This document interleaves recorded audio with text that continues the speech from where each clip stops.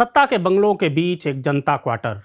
मशहूर शायर अदब गोडवी साहब ने कभी कहा था, एक जनसेवक को दुनिया में अदम क्या चाहिए, 4-6 चमचे रहें, माइक रहे, माला रहे। लेकिन अदम गोडवी साहब की ये बात पुरानी हो गई है। आज एक जनसेवक को लाखों में वेतन और भत्ते चाहिए, बड़ी गाड़ियों का काफिला चाहिए, 4-6 बंगले चाहिए, तमाम सरकारी सुविधाएं चाहिए। फिर जनता भले 5 किलो सरकारी राशन के भरोसे जिंदा रहे। आज से छत्तीसगढ़ विधानसभा का मानसून सत्र चालू हुआ है। वर्तमान सरकार का लगभग आधा कार्यकाल बीत चुका है, तो ऐसे में अपने जनसेवकों पर बात करने का इससे अच्छा समय भला क्या हो सकता है।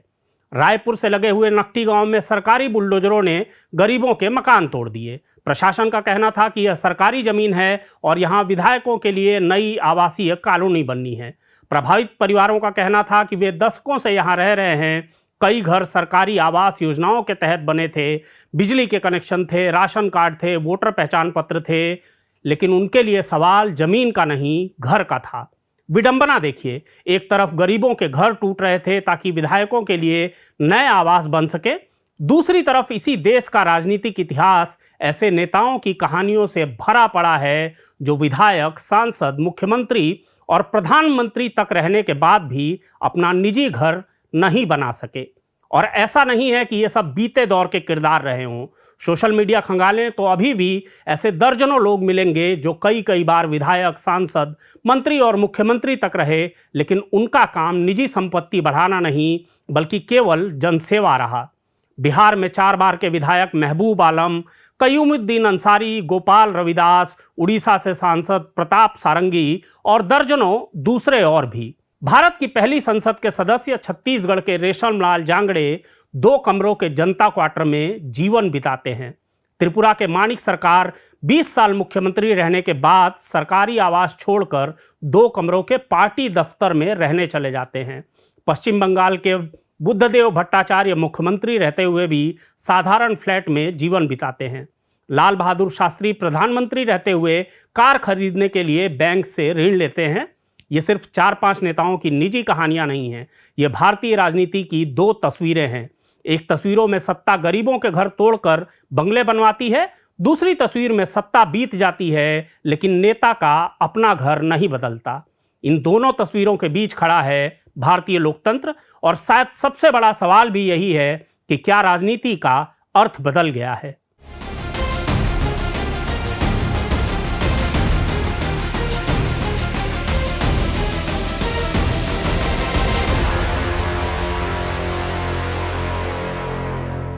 नमस्कार, जरूरी बात में आपका स्वागत है। आप देख रहे हैं सेंट्रल गोंडवाना खबर और मैं हूं राघवेंद्र। हर चुनाव के बाद एक दस्तावेज सबसे ज्यादा चर्चा में रहता है, उम्मीदवारों का शपथ पत्र। उसमें दर्ज होती है उनकी चल अचल संपत्ति, बैंक बैलेंस, गाड़ियां, जमीनें और मकान। लोकतंत्र का यह दस्तावेज केवल हिसाब किताब नहीं होता बल्कि राजनीति के बदलते चरित्र का आईना भी होता है। छत्तीसगढ़ की राजनीति पर नजर डालिए, ऐसे अनेक विधायक हैं जिनके पास 1-2 नहीं 4-5 मकान हैं। कई के पास शहरों में बंगले हैं, कृषि भूमि है, व्यवसायिक भवन है और हर चुनाव के साथ उनकी घोषित संपत्ति बढ़ती जाती है। अधिकांश मामलों में यह सब वैधानिक रूप से घोषित है, लेकिन सवाल संपत्ति रखने का नहीं है। सवाल यह है कि जिस राजनीति का जन्म जनसेवा के आदर्श से हुआ था, वह कब और कैसे संपत्ति सृजन का सबसे सुरक्षित माध्यम बनती चली गई। यह सवाल इसलिए भी महत्वपूर्ण है क्योंकि इसी देश में राजनीति का एक दूसरा चेहरा भी रहा है। एक ऐसा चेहरा जहां पद बड़ा था लेकिन आदमी छोटा नहीं हुआ। रायपुर बिलासपुर के पुराने लोग आज भी एक दृश्य याद करते हैं। राजधानी बनने से पहले का वह दौर जब शहर की रफ्तार धीमी थी और नेताओं की पहचान उनके काफिले से नहीं, उनके व्यवहार से होती थी। देश की पहली लोकसभा के सदस्य, स्वतंत्र भारत की अस्थायी संसद के सदस्य और बाद में विधायक रहे रेशमलाल जांगड़े के पास सत्ता का लंबा अनुभव था। वे 4 बार सांसद रहे, 2 बार विधायक रहे, संसदीय समितियों में रहे, लेकिन उनके जीवन का सबसे बड़ा परिचय उनका घर नहीं, उनका जीवन था। सार्वजनिक जीवन के अंतिम वर्षों तक वे निम्न आय वर्ग के लोगों के लिए बनाए जनता क्वार्टर में रहे। रायपुर के गांधीवादी सांसद केयूर भूषण को अपनी मृत्यु के कुछ महीने पहले तक इसी रायपुर शहर ने ताउम्र साइकिल पर ही चलते देखा है। आज यह बात अविश्वसनीय लगती है। जिस देश में विधायक बनने के कुछ वर्षों के भीतर आलीशान फार्म हाउस और बहुमंजिला मकान खड़े हो जाते हैं, वहां 5 दशक तक राजनीति करने वाला व्यक्ति सरकारी जनता क्वार्टर से आगे नहीं बढ़ा। क्यों? क्या उन्हें अवसर नहीं मिला, या उन्होंने अवसर को सुविधा में बदलने से इनकार कर दिया? यहीं से राजनीति के 2 रास्ते अलग अलग दिखाई देने लगते हैं। कभी भारतीय राजनीति में यह माना जाता था कि सार्वजनिक जीवन निजी संपत्ति बढ़ाने का माध्यम नहीं हो सकता। महात्मा गांधी ने राजनीति को नैतिकता से जोड़ा था। आजादी के बाद पहली पीढ़ी के अनेक नेताओं ने इस परंपरा को अपने जीवन में उतारा। देश के दूसरे प्रधानमंत्री लाल बहादुर शास्त्री इसका सबसे बड़ा उदाहरण है। प्रधानमंत्री बनने के बाद भी उनके पास अपना निजी मकान नहीं था। परिवार के लिए उन्होंने कार खरीदने हेतु बैंक से ऋण लिया था। उनके निधन के बाद वह ऋण परिवार ने चुकाया। यह प्रसंग केवल एक व्यक्ति की सादगी नहीं, बल्कि उस दौर की राजनीतिक संस्कृति का प्रतीक था। बिहार के पूर्व मुख्यमंत्री कर्पूरी ठाकुर भी इसी परंपरा के नेता थे। मुख्यमंत्री रहे, लेकिन निजी जीवन में वैसी ही सादगी रही जैसे एक सामान्य शिक्षक की होती है। उनके पैतृक घर की तस्वीरें आज भी बताती हैं कि सत्ता और वैभव हमेशा साथ साथ नहीं चलते। केरल के पहले कम्युनिस्ट मुख्यमंत्री EMS नंबूदिरीपाद ने भी सार्वजनिक जीवन में वैचारिक प्रतिबद्धता और सादगी को निजी आचरण का हिस्सा बनाए रखा। उनके सहयोगी बताते हैं कि पद से अधिक उन्हें विचार की चिंता रहती थी। इन उदाहरणों में मतभेद हो सकते हैं, उनकी नीतियों से असहमति हो सकती है, लेकिन उनके निजी जीवन की सादगी पर शायद ही किसी ने सवाल उठाया।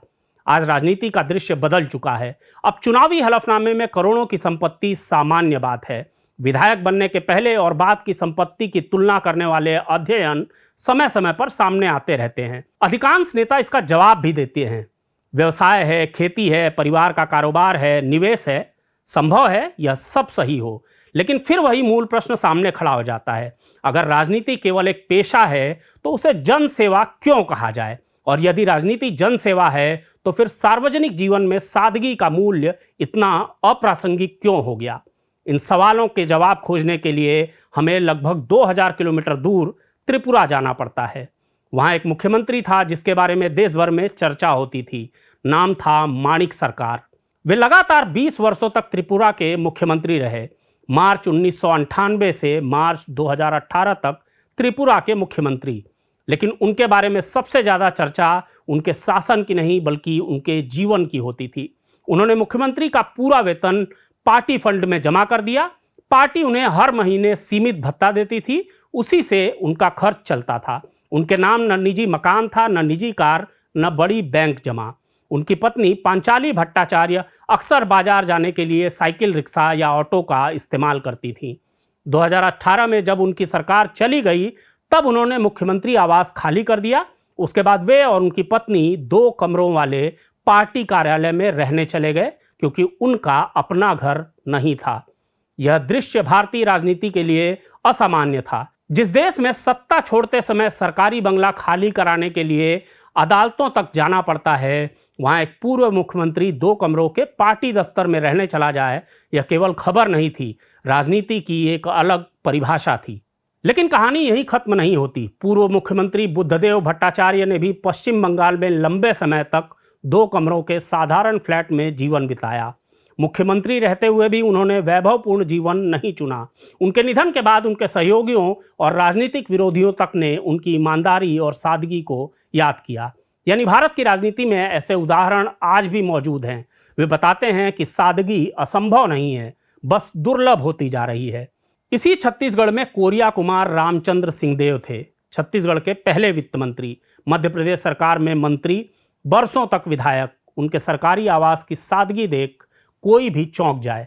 उन्होंने जिस तरह अपना जीवन जिया वह मिसाल है। सवाल यह नहीं है कि किसी जनप्रतिनिधि के पास कितनी संपत्ति है। सवाल यह भी नहीं है कि कोई विधायक या सांसद अमीर क्यों है। लोकतंत्र किसी को गरीब रहने का आदेश नहीं देता। संविधान भी जनप्रतिनिधियों के लिए सादगी की कोई अनिवार्य शर्त नहीं रखता। लेकिन राजनीति केवल कानून से नहीं चलती, उसकी आत्मा नैतिकता से बनती है। इसलिए जब जनता अपने प्रतिनिधियों की बढ़ती संपत्ति देखती है तो उसके मन में तुलना अपने आप शुरू हो जाती है। तुलना आज के नेताओं से नहीं, उस पीढ़ी से जिसने राजनीति को नौकरी नहीं दायित्व माना था। भारतीय लोकतंत्र की सबसे बड़ी ताकत यही रही है कि उसने अलग अलग विचारधाराओं में भी सादगी के अनेक उदाहरण पैदा किए। समाजवादी थे तो कर्पूरी ठाकुर, कांग्रेस में लाल बहादुर शास्त्री, कम्युनिस्ट आंदोलन में ईएमएस नंबूदिरीपाद, माणिक सरकार और बुद्धादेव भट्टाचार्य। ऐसे कई और नाम हो सकते हैं जिनके लिए सत्ता व्यक्तिगत वैभव का पर्याय नहीं थी। भारतीय राजनीति में शायद सबसे मार्मिक प्रसंग लाल बहादुर शास्त्री का है।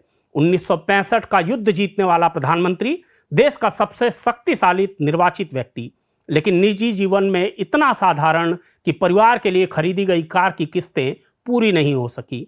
उनके निधन के बाद वह ऋण परिवार ने चुकाया। आज भी यह घटना इसलिए याद की जाती है क्योंकि वह हमें बताती है कि सर्वोच्च पद पर बैठा व्यक्ति भी निजी और सार्वजनिक जीवन के बीच स्पष्ट रेखा खींच सकता है। यह केवल ईमानदारी नहीं थी, यह सार्वजनिक नैतिकता थी। कर्पूरी ठाकुर के बारे में बिहार में एक कहावत प्रचलित रही, मुख्यमंत्री बदल गया लेकिन घर नहीं बदला। वे 2 बार मुख्यमंत्री बने, दशकों तक विधायक रहे, पिछड़ों की राजनीति के सबसे बड़े चेहरों में गिने गए, लेकिन निजी जीवन में वही सादगी बनी रही। आज भी उनका पैतृक घर राजनीतिक पर्यटन का नहीं बल्कि राजनीतिक चरित्र का प्रतीक माना जाता है। राजनीति में यह संदेश बहुत बड़ा था, जनता का पैसा जनता के लिए है, नेता का जीवन नेता की जिम्मेदारी है। त्रिपुरा के माणिक सरकार ने इस विचार को आधुनिक समय में सबसे मजबूती से जीवित रखा।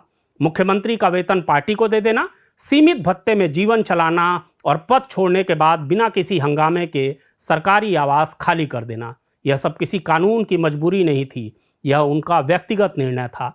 आज जब कई राज्यों में पूर्व मुख्यमंत्री वर्षों तक सरकारी बंगले खाली नहीं करते, तब माणिक सरकार का उदाहरण और भी अलग दिखाई देता है। पश्चिम बंगाल के बुद्धदेव भट्टाचार्य के निधन के बाद उनके राजनीतिक विरोधियों ने भी एक बात स्वीकार की, उन्होंने निजी जीवन में सादगी नहीं छोड़ी। राजनीति में यह बहुत दुर्लभ सम्मान है। विरोधी आपकी नीतियों की आलोचना करें लेकिन आपके चरित्र की नहीं। छत्तीसगढ़ की राजनीति में रेशमलाल जांगड़े का नाम इसी कारण विशेष महत्व रखता है। आज की पीढ़ी उन्हें शायद उतना नहीं जानती जितना जानना चाहिए। वे अनुसूचित जाति समाज से निकलकर राष्ट्रीय राजनीति तक पहुंचे, स्वतंत्र भारत की पहली संसद का हिस्सा बने, विधायक रहे, सामाजिक न्याय की आवाज बने। लेकिन उनकी सबसे बड़ी विरासत कोई भाषण नहीं है, उनकी सबसे बड़ी विरासत उनका जीवन है। 2 कमरों का जनता क्वार्टर किसी नेता की मजबूरी नहीं था, वह एक संदेश था कि सार्वजनिक जीवन का अर्थ निजी सुविधाओं का विस्तार नहीं होता। समय बदल चुका है, आज चुनाव पहले से कहीं अधिक महंगे हैं, राजनीतिक दलों का ढांचा बदल गया है, मीडिया का स्वरूप बदल गया है, चुनावी प्रतिस्पर्धा बढ़ी है, समाज भी आर्थिक सफलता को पहले की तुलना में अधिक महत्व देता है। इन सब कारणों से राजनीति भी बदली है, लेकिन क्या इन परिवर्तनों के साथ सार्वजनिक जीवन की नैतिक अपेक्षाएं भी समाप्त हो जानी चाहिए? यही वह प्रश्न है जो हर चुनावी हलफनामे के साथ फिर सामने खड़ा हो जाता है। जनता जब करोड़ों की संपत्ति वाले उम्मीदवारों के बीच मतदान करती है तो वह केवल व्यक्ति नहीं चुनती बल्कि राजनीति का चरित्र भी तय करती है। यदि मतदाता ईमानदारी, सादगी और जवाबदेही को महत्व देना बंद कर देंगे तो राजनीतिक दल भी उन मूल्यों को महत्व देना छोड़ देंगे। लोकतंत्र में जनता वही राजनीति पाती है जिसे वह स्वीकार करती है। इसलिए बहस मकानों की संख्या पर नहीं होनी चाहिए, बहस इस बात पर होनी चाहिए कि राजनीति का उद्देश्य क्या है। यदि कोई व्यक्ति व्यवसाय करता है, उद्योग चलाता है, खेती करता है या वैध तरीकों से संपत्ति अर्जित करता है तो उसमें कोई आपत्ति नहीं हो सकती, लेकिन जनप्रतिनिधि होने के कारण उस पर सामान्य नागरिक की तुलना में अधिक नैतिक जिम्मेदारी अवश्य होती है। उसे यह बताना पड़ता है कि उसकी आय के स्रोत क्या हैं, उसकी संपत्ति कैसे बढ़ी और सार्वजनिक जीवन में उसने पारदर्शिता के कौन से मानक अपनाए। यही लोकतंत्र की बुनियादी अपेक्षा है। शायद इसीलिए रेशमलाल जांगड़े, लाल बहादुर शास्त्री, कर्पूरी ठाकुर, माणिक सरकार और बुद्धदेव भट्टाचार्य जैसे लोगों की कहानियां बार बार याद आती हैं।